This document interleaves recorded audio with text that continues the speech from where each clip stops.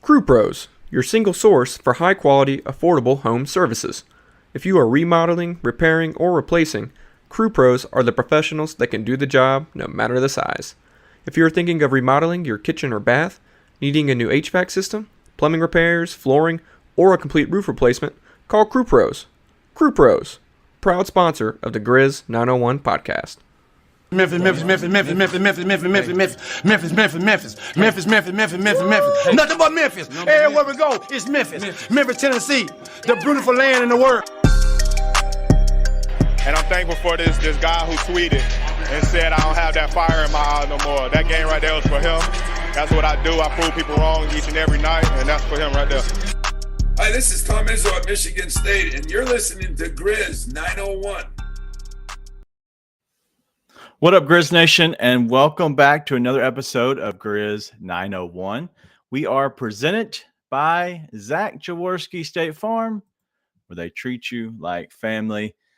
Make sure you tune into them and make sure you keep tuning to us. We will have with us Allan Bell at some point today. He is getting by.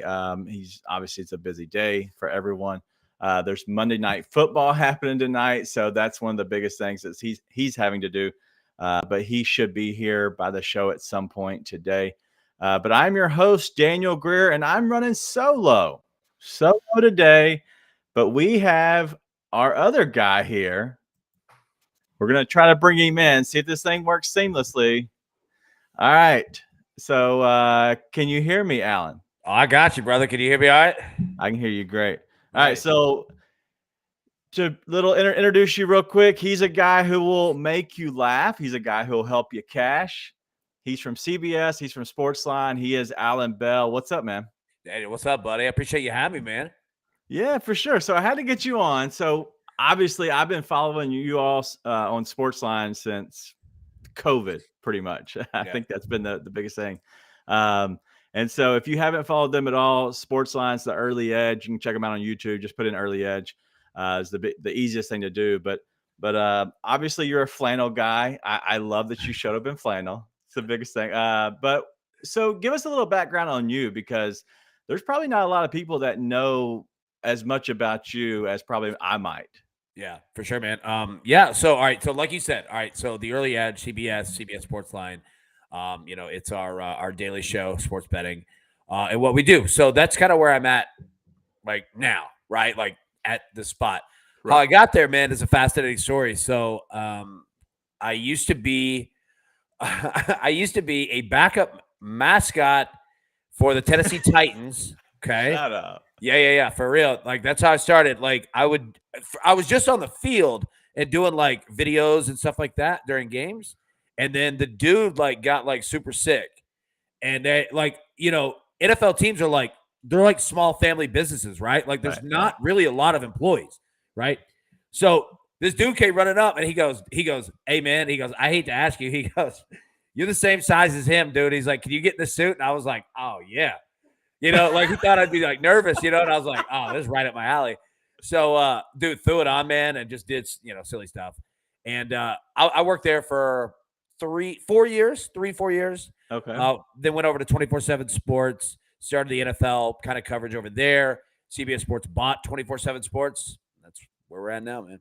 Yeah, I like it. That's an interesting story. So what did you do in the mascot? Like, did you just have to run around doing the routine stuff, whatever you're doing? Yeah. So, that dude, like he had like, there's all kinds of like, plans and skits and stuff, right? Well, I didn't know any of it, right? So the guy was cool, like, who managed like all of like the entertainment, during games. He was like, look, man, he was like, just go out there, just be an idiot. Like, you can't go wrong if you're just bringing energy, right? So, I like it. Yeah, man, like I just go mess with cheerleaders and stuff, like bother them during the game. I had they should have never let me have a T-shirt cannon. I was firing that thing like 3 rows, like to the 3rd level.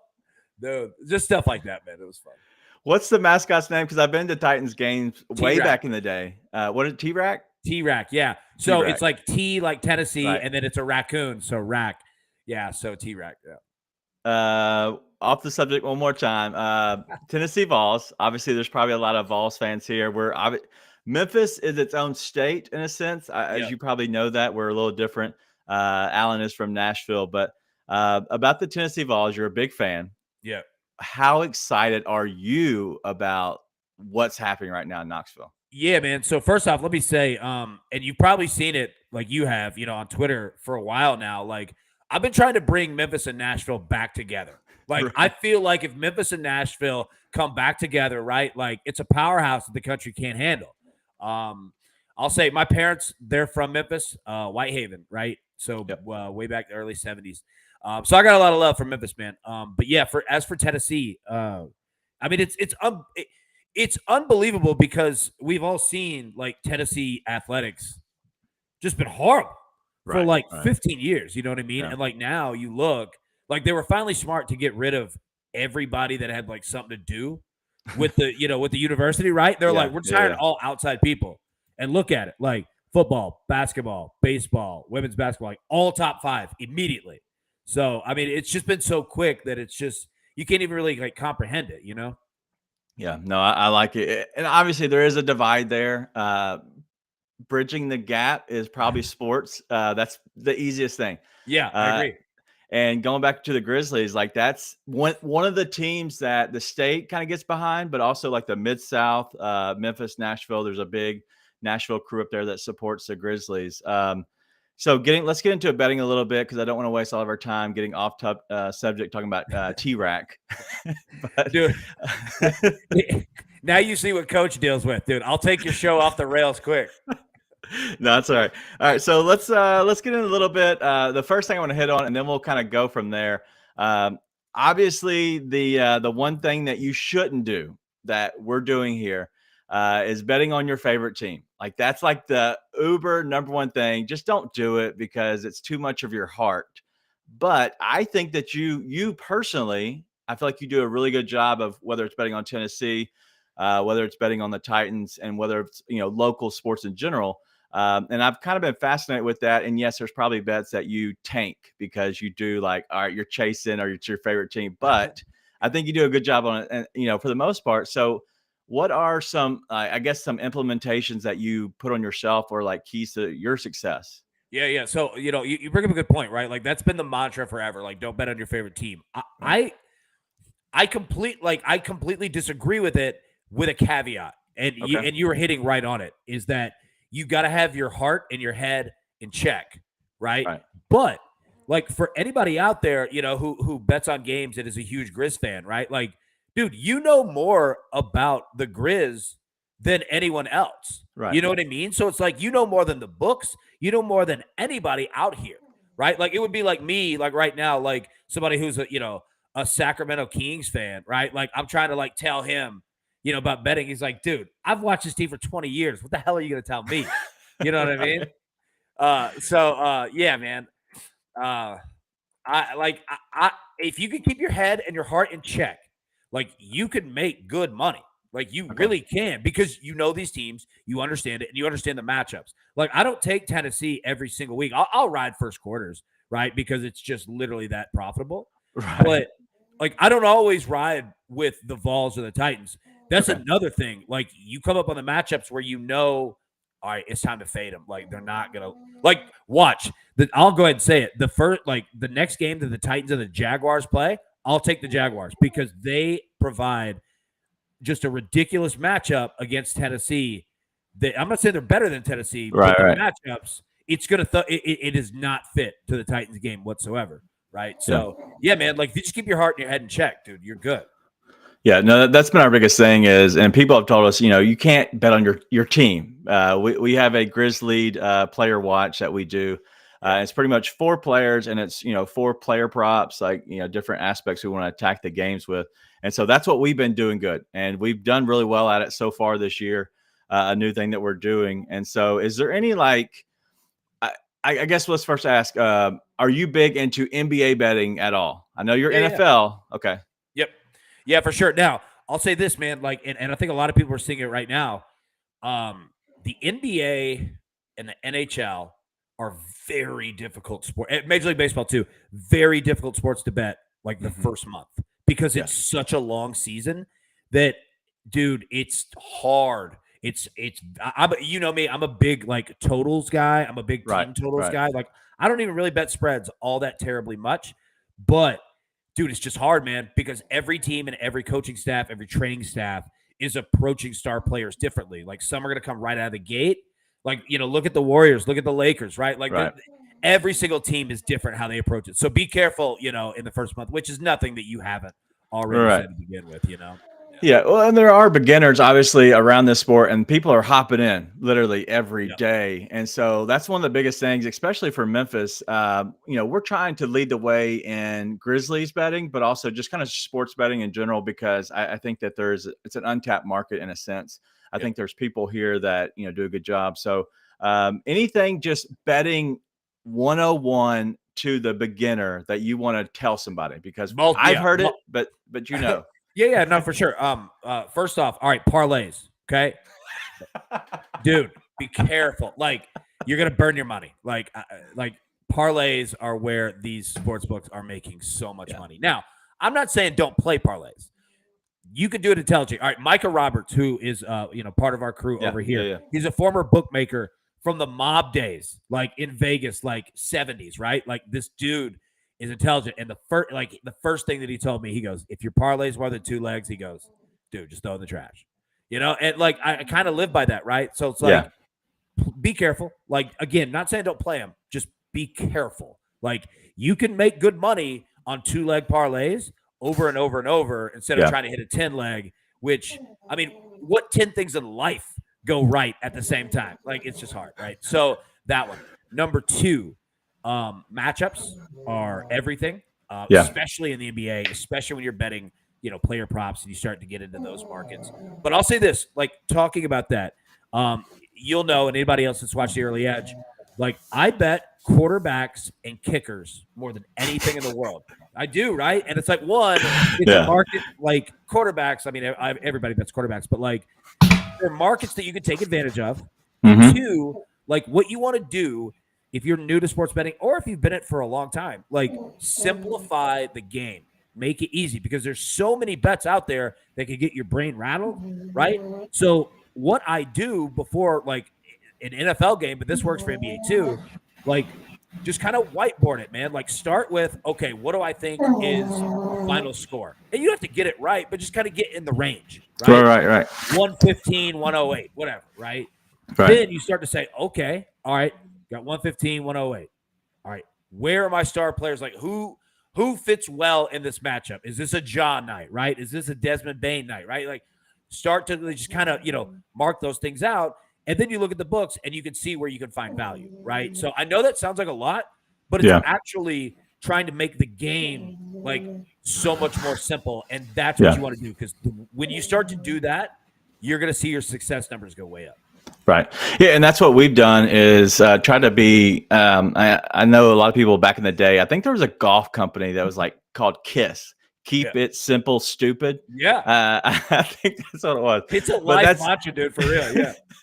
But that's literally what we try to do. That's what I try to do personally. And I've done, I probably haven't spent as much money, not nearly, in like a 10th or 100th of what really I've earned from you all, and just learning, just how to bet. But that's one of the biggest things I've learned is, like, keep it simple. And I'm glad you said that, is because, yes, they're just learn, like, what you're good at. Like, that's what I've learned. And I've learned a little bit from, not a little bit, probably a lot from you. On the kickers thing, is trying to find an untapped market, like one that maybe not as many people are going after, so the fluctuation of the numbers aren't crazy. But like, talk on the fluctuation of the numbers. And I know it, some people don't understand it as well, but when, let's say, a bunch of people hit a number, like, let's say it's Ja over 27.5 points, and you think he's going to do that, and it was at -110, but all of a sudden now it's 28.5 at -120.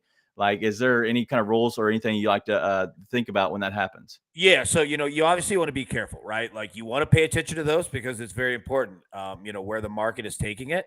And again, look, I mean, props in the NBA, the NFL, like, they're all going to do that on star players. So understand that coming in. Like, John Morant is one of the most popular players in the world, right? So people are always, it's like the Kansas City Chiefs. It's like Tom Brady. Like, the public's always going to bet star players and overs. So the first thing is to know, like, have a plan and look ahead.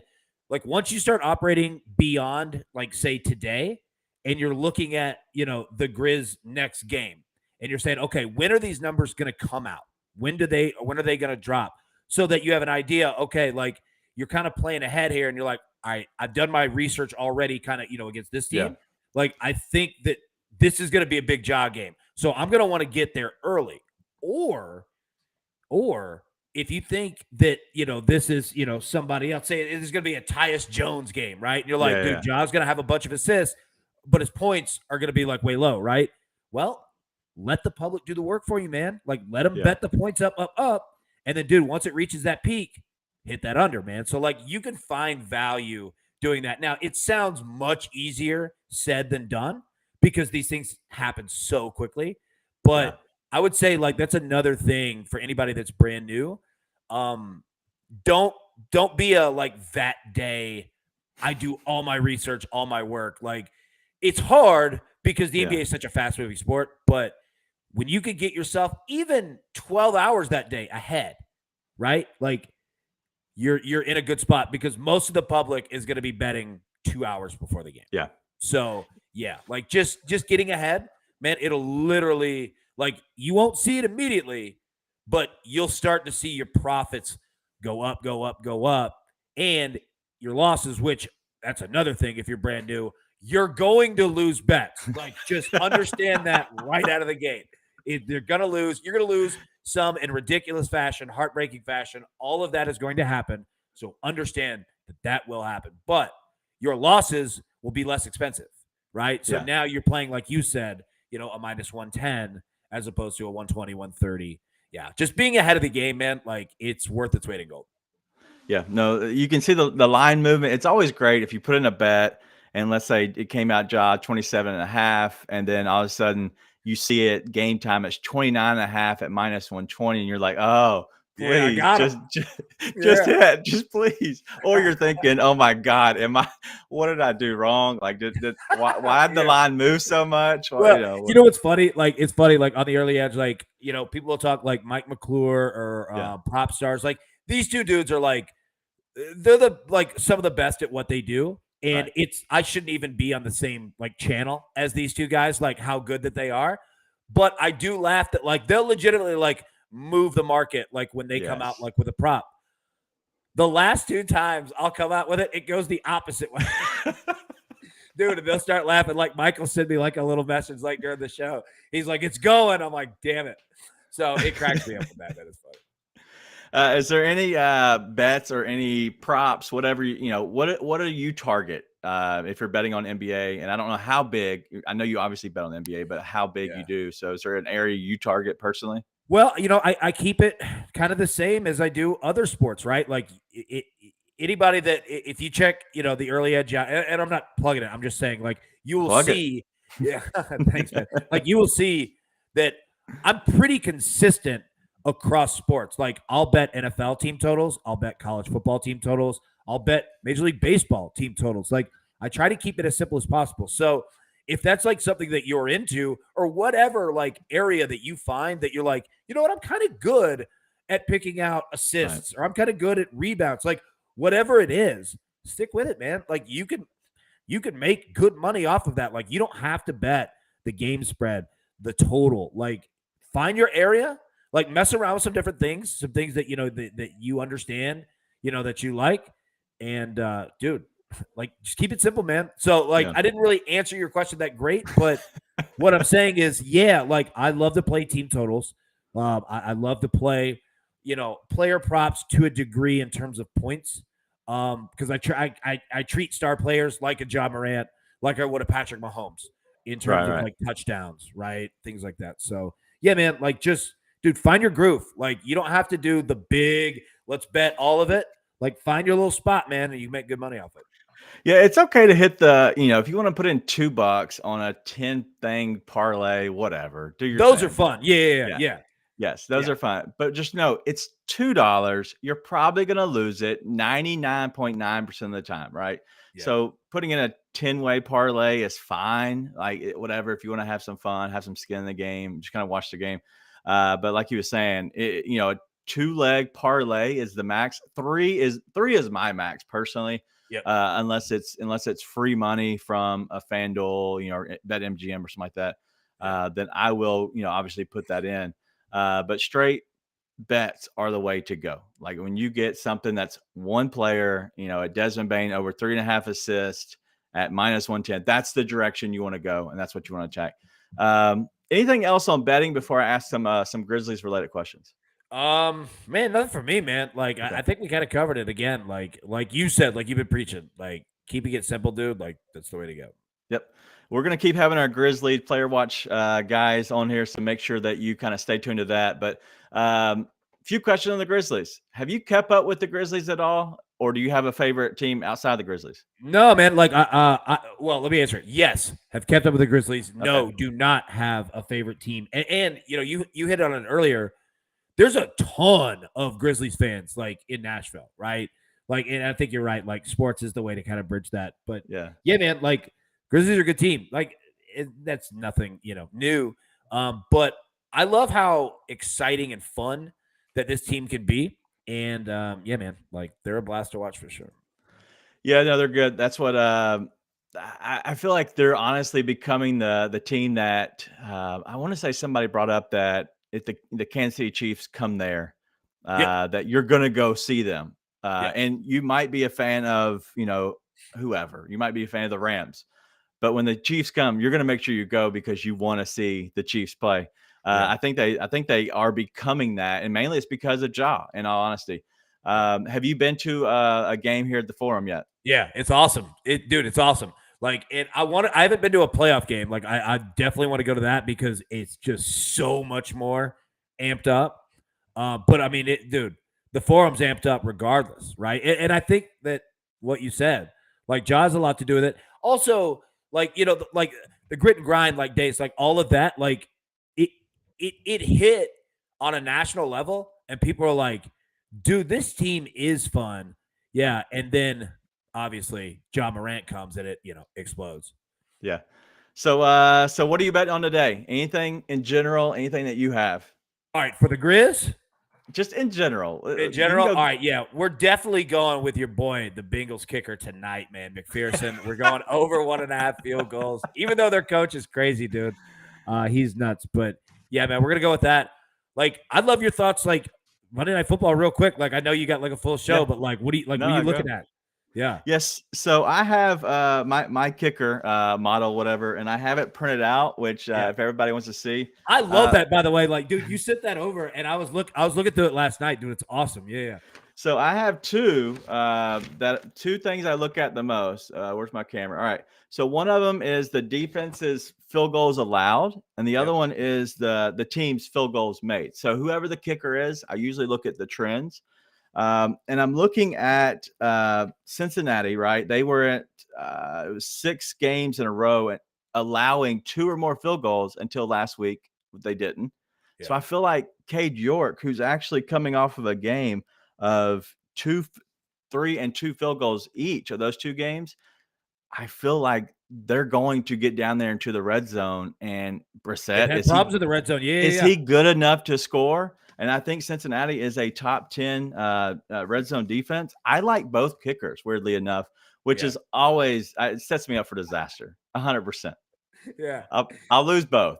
No, but yes, like I know what you mean. I know, like I do the same thing. I think you're thinking correctly too, right? Like, I mean, the Browns have had serious red zone issues, right? You look at the Bengals, without Jamar Chase in there, like their offense is completely different, right? To where they might not hit those bombs, but they kind of have like that same feel as the Ravens, to where they're only playing like 65 yards of a field because they have a kicker who's almost automatic in McPherson and can bomb them. So. Yeah, man, I like that a lot for sure. Yeah, I love McPherson. He is a Florida Gator, and I love my Gators. I'm a '90s kid. I'm probably the person everybody hates, but I'm a Steve Spurrier '90s kid. I'm the Braves, dude, Cowboys. Spurrier was awesome, dude. Dude, I love Spurrier. Okay, so I married a Tennessee Vol alumni. Right. Yeah. And so our family is like, my kids are go Gators, go Vols. And now there's no go Gators this year. It was last year, not this year. So, I love it. Anything else you're on before we get you out of here? Yeah, dude, we're going Grizz team total over 115.5 tonight. Now, look, dude, Ooh. yeah, like, look, man, here's the hard part. Like, if you look at these two teams, like Memphis scoring, right? Like, I mean, Right. these dudes love to score. Utah, great defense, man. Like, they've been choking people out. I think it could be a weird matchup for Utah. Yeah, let me get over 115.5 at minus 105 too. Ooh, I like it. Is that dependent on Ja coming back? Yes, like Okay. yeah, like Yes. we're definitely gonna do it. But I mean, everything that the books are putting out, like that he's going. You know what I mean? So Yeah, and it's what it is. It's flu-like symptoms. What I feel it is. Him and Jake LaRavia are both. Now Desmond Bain is on the questionable, but Grizzlies questionable is usually means probable in a sense. For whatever reason, that's what they use, and so there's no probable for the Grizzlies. Zero. You will not see a probable for the Grizzlies ever. I think it's a way for them to get out of it, but Alan, I can't thank you enough, man. You're my favorite personally. Like I love back at you, bro. I love M Square. I love Prop Stars. I follow them probably as much as as you. But I love the energy. I love that honestly what you can bring. And you're from the 615. Well, we'll welcome you in to the I 901. appreciate that. Yeah, I appreciate that. But we gotta get you down here and get some beers for sure and kind of have a good time. Maybe go to the Grizzlies game. Dude, I am 100% in on that. We're definitely doing that. We'll catch you out though, man. I appreciate you. Thank you so much. All right, thank you, brother. All right, see Appreciate y'all. it, man. All right. Thanks to Allan. We're going to keep going with this. We're going to preview the game, maybe another 10 or so minutes, and then we'll get you out of here. But Allan was gracious enough to kind of spend some time with us and have some good gambling talk. A lot of people have been asking about really, the gambling aspect of everything. And ever since we started putting out our Grizzly player watches, I think we went 6-0. And so last week, which was awesome. Allan was the best, man. And so we want to keep it going. So let's get into the game tonight. As Allan said, over 115.5 for points. Man, why not? Let's keep it doing. But before we get into there, let's give you a little bit from our sponsor, Zach Jaworski, State Farm, where they treat you like family. If you don't have insurance or you do have insurance, go get a quote from them. They'll be more than happy to give you a quote. Let them know that the Grizz 901 crew sent you. You can follow them call them at 901-459-4227 at ZachInsuranceMemphis.com, Z-A-C-H, ZachInsuranceMemphis.com. Again, Zach Jaworski, State Farm, 901-459-4227. All right. Let's get into the game tonight. And we have some people asking about some player props. As you know, we're going to hold off a tiny bit on some player props because with the line movement and what's happening with the game, we got to make sure we take a step back and wait until the line moves. But one thing we want to look at, and coming from the last game, man, I just think that this could be another Desmond Bain game. He's shooting well, and so if he comes back and he's healthy and he plays, right? Because he's not going to be on the court if he's not healthy. So if we go back and look at this past game, where I don't expect to see a guy like Dillon Brooks go off again. So if Ja's back, if the Dillon Brooks number is at 19.5, 18.5, go under 100% of the time. But if you're looking at Dillon Brooks, he's hit 30 in 3 straight games. Ride with Dillon, man. Not Dillon, but Desmond. Ride with Desmond over 19.5. I would say if it's at minus 110, I'd say definitely go hit that. Also, if Ja is back, look at the assist for Bain again. So if you see that, the ball's in Desmond Bain's hands more, but he's obviously having to shoot more, having to do more. When Ja's on the team and Ja's playing, he can actually be a facilitator. So that's how the game switches a little bit. Steven Adams, his rebound number has been at 10.5 a lot. I don't love 10.5, especially with a small Jazz team. He played 3 minutes in the fourth quarter of the last game, which was weird to me. And so we want to make sure we kind of just stay away from the 10.5. I'm not saying fade, but 10.5 is weird. His assist number has been 3.5. I would go under 3.5 on Steven Adams' assist. And I know these are unders, but these are just looking at the lines and which way they go. If it's at 2.5, obviously go Steven Adams assist here. But looking at this game, you're going to have a Mike Conley come back 100%. And I would imagine Rudy Gay is going to be active for this game. Those are going to be two good players, but also they're going to slow the game down just a tiny bit. Mike isn't the up and down guy as I feel like they had last game. And neither is Rudy Gay. Rudy Gay plays, 10, 15 minutes a game, which isn't a ton. But I expect the Grizzlies, honestly, to win this. The line has now fallen down to 2. People in the ESPN analytics are saying that it's a 53% chance for the Jazz. Even at -2, they're saying that they're expecting the Jazz to win. There is no way. And I will stand on the mountain and scream from the mountaintops. If for some reason the Grizzlies play Ja, Desmond Bane, and even let's say Jake LaRavia, there is no way, 0.0 chance that they are going to lose to the Jazz tonight. We predicted they would split. I think it was, I don't even know who it was. Was it Nathan? No, it was Jesse. They would split in Utah. I think I predicted that they would win by 10 or more in Sacramento. They would lose the first game. We did not expect Ja to be out, and then win the second game before they finish up with the Trailblazers. I think that is, what night is the Trailblazers? It's in November. It's Wednesday. All right, so they have games, back to back. But something I will hit on real quick, and I think Nathan, I'm gonna show this up here, but Nathan is here. He's our weekday boo. He's here. But honestly, defensively is what I want to talk about the most today. The Grizzlies have been the absolute worst, if not the worst, in the league defensively this year. They were last year as well. Okay.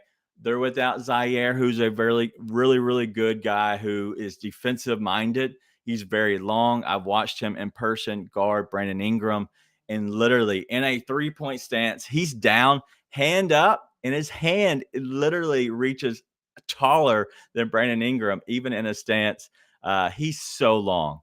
And I think that's why he's kind of out right now with knee issues, is because I think that he's growing. And so obviously he's going to get longer. But without, a guy like Zaire, who's been good defensively, and a guy that is our block panther, and Jaren, that's really the reason. They're having to cover up a lot for Ja. And I understand that. Ja's been much better this year. But he's still a smaller guard. He's still struggling. And so we want to, look at that. But looking at that, the Grizzlies have went into a 3-2 defense. And if you watch, whenever they come down the court, there's a head guy. And I know I've said this before, but there's a head guy on the top of the, right at the top of the key, top of the 3-point line.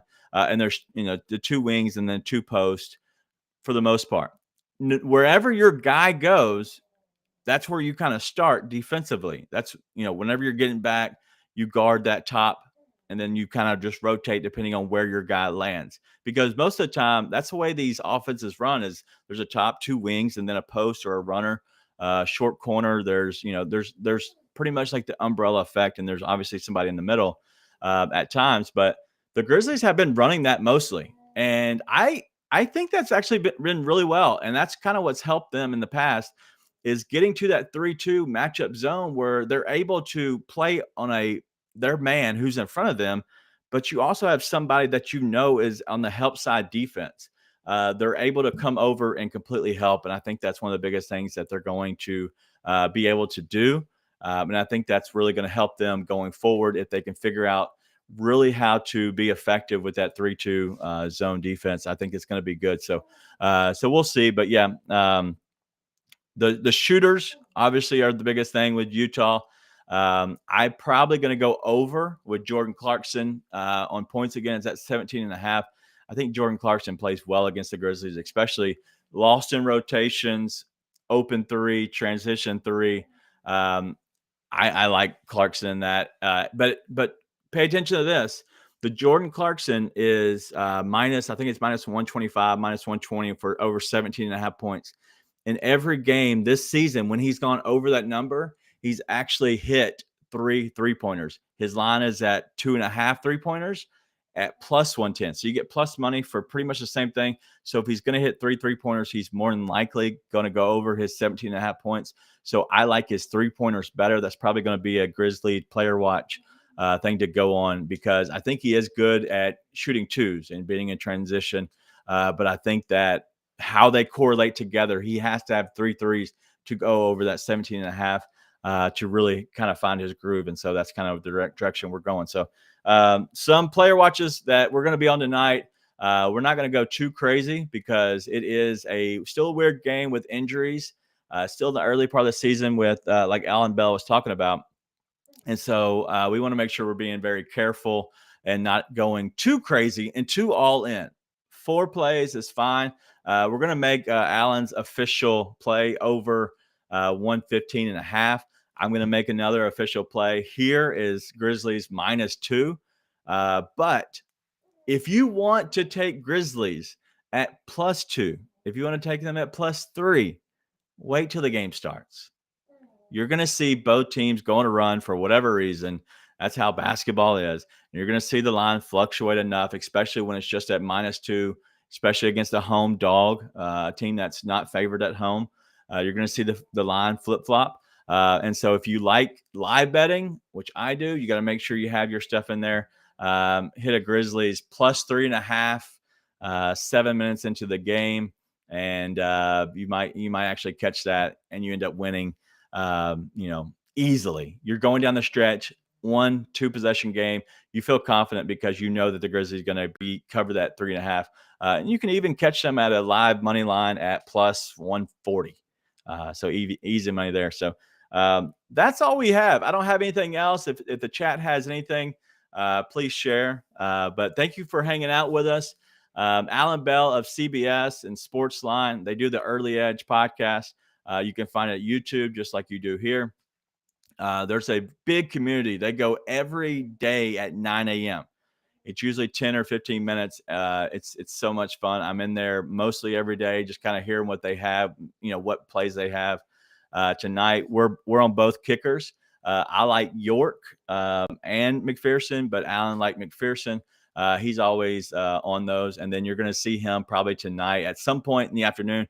He'll put up another play on one of their live shows. It'll probably be one of the quarterbacks to throw an interception. I think they went 27-10 in their plays yesterday.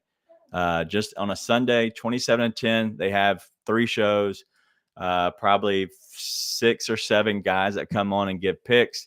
But 37 total plays, 27-10. Not bad. They're doing pretty good. But tonight we're going to go and hit the total on the Grizzlies team total, not the total, the Grizzlies team total over 115.5.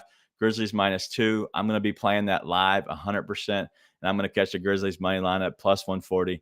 But stay tuned. We're going to have about an hour for the game. The game tonight is at 7 o'clock. Okay. 8 o'clock Central. And if you're out there in Nathan's time zone, 7 o'clock for you, Nathan. Looking out for you, man. But 8 o'clock here locally, Central time. The Grizzlies take on the Jazz before they go Wednesday to take on the Trailblazers. I don't believe I'll be back here this week. And so we're going to have Nathan, he probably either by himself or with someone. Ryan may be on at some point, but I am traveling for work. I'll be down in the Bayou. And so that'll be a lot of fun. I'll be down there near the Pelicans. I don't even know they're playing, but I will be down back on the 15th of November when the Grizzlies take on the Pelicans down in New Orleans. I will be in attendance, and so we'll be kind of giving a lot of live stuff from that game. But that's all we have. Make sure you do what? Be nice and tell your friends.